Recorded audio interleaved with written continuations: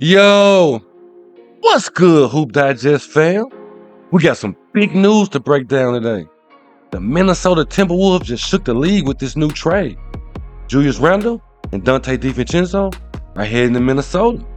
Now, the big question is, can they be the missing pieces to get the Wolves over the hump? It sounds fire on paper, but we gotta talk about what's really going on here, especially how well Julius Randle is gonna fit into this squad. It could go one of two ways. Minnesota levels up into a legit playoff threat, or it all comes crashing down. Let's dive in. First things first, let's set the record straight. This squad belongs to Anthony Edwards. Everyone, including the Wolves themselves, knows it. Dude is the future of the NBA, and people are already calling him the future face of the league. You can't deny the swag that he brings every night, and he's getting better and better. Edwards has that killer mentality, a mix of athleticism, skills, and straight-up confidence. The man put the Wolves on his back in the playoffs. He's only going to rise from here. But here's the catch. Does Julius Randle know this? Does he realize that when he steps on the floor, it's ant show? Or is he still trying to be that guy? That's what's going to make or break this move. Now let's talk about Randle for a sec. This dude is no joke when it comes to stats. He's a 25-point, 10 rebounds kind of guy, night in, night out. You gotta respect that, right? But here's the problem. Randle is a black hole on offense. Once he gets the ball, it's almost like the rest of the team disappears. He's the kind of player who wants to impose his will on the game, not necessarily let the game come to him. That's cool when you're in control of a team, but he's got to realize that in Minnesota, he's not the number one option. And this is where things get tricky.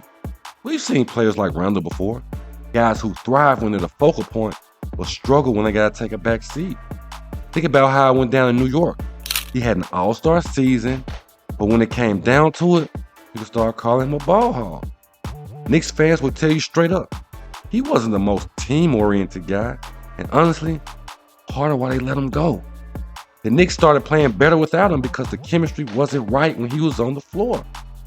So the question is, can Randle accept this new role in Minnesota? Can he be the secondary guy behind Anthony Edwards and know when to take over and when to chill? If he can, the Wolves might have just found that extra push they've been looking for. But if he's out here trying to take over the offense, he could mess up everything Minnesota has been building. Look, let's be real.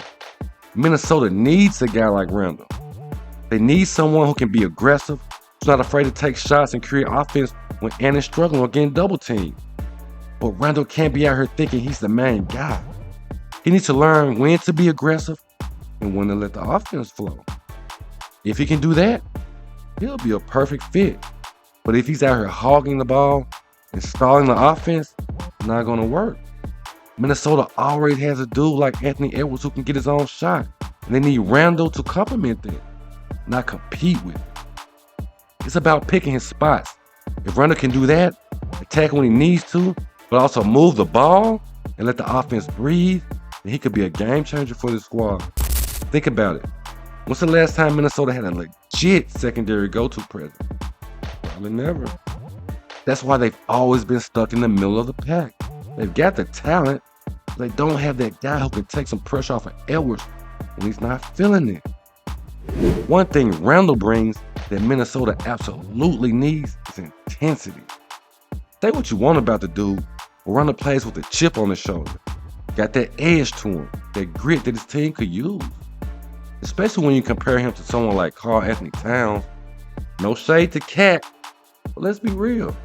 He's not exactly known for his toughness. He's an elite offensive player, but when it comes to bringing that fire, that energy, that's where Randle can really shine. Now, picture this.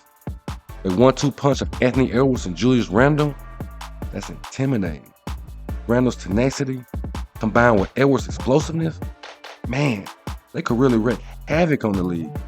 If they can figure out how to mesh, it's going to be a nightmare for opposing teams. Now let's not forget about Donte DiVincenzo, aka the Big Ragu, or whatever you want to call him. He's not just a throw-in for this trade. Donte brings something to the squad that they absolutely need. ball handling, shooting, defense. And most importantly, he brings toughness.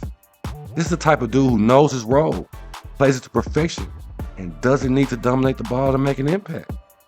Minnesota has been missing a guy like DiVincenzo, a player who can handle the rock, spot up for threes, and also lock up on defense. He's the kind of guy you want in your rotation because he's going to bring it every night. No ego involved. And that toughness is contagious. You can bet he's going to help set the tone for the Wolves defensively. At the end of the day, this whole trade comes down to one thing. Can Julius Randle and Anthony Edwards figure out how to play together? Because if they do, Minnesota could be dangerous. Randle's presence gives the Wolves that extra firepower they've been lacking. And DiVincenzo adds that glue guy toughness that every team needs.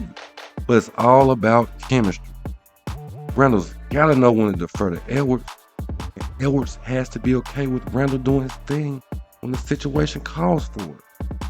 If they can strike that balance, the Wolves just might have what it takes to finally break through. Look, Minnesota has been trying to get over that hump for a minute now. They've had the talent, they've had the potential. Something's always been missing.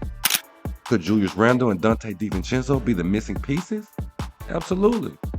But it's not just about talent, it's about fit, chemistry, and knowing your role. Randle's got the talent to be a huge difference maker for the Wolves, but only if he can fit into their system and accept his role behind Anthony Edwards. And DiVincenzo, he's exactly the kind of versatile, tough-as-nails player that every championship team needs. The potential is there, no doubt. Now it's just a matter of seeing if they can make it work. If they do, the Timberwolves could be a serious problem for the rest of the league. But if Randle doesn't adjust his game, it could be another disappointing season for Minnesota. So what do you guys think? Can Julius Randle and Donte DiVincenzo be the keys to Minnesota finally getting over the hump? Will Randle accept his role behind Anthony Edwards?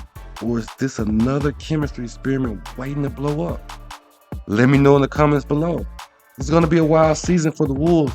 I can't wait to see how it plays out.